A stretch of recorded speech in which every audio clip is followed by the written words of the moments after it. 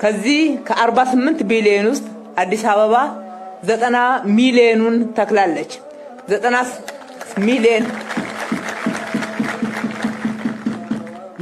ሚሊዮን በከተማ ደረጃ መትከል ማለት ትልቅ ትርጉም አለው።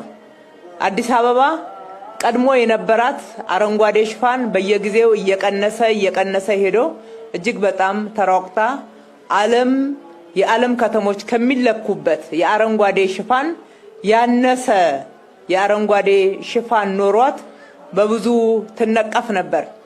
ከዛ ነቀፋ አንፃር ብቻ ሳይሆን ደግሞ ከተማ ለነዋሪዎች ምቹ የሆኑ ዘንድ የሚለኩበት አረንጓዴ ውብ ጽዱ መሆን ነውና ከዚህም አንፃር ለከተማችን ነዋሪዎች ለመኖር ምቹ ያልሆነ ሁኔታ ውስጥ ገብታ ነበር ማለት ይቻላል።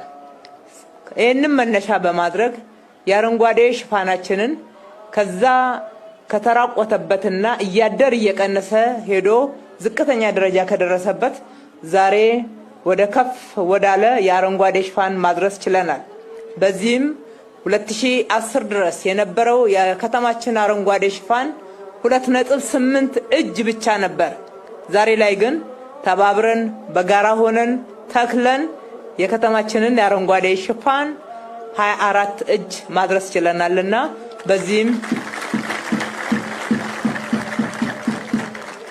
ትልቅ ድል ተጎናጽፈናል።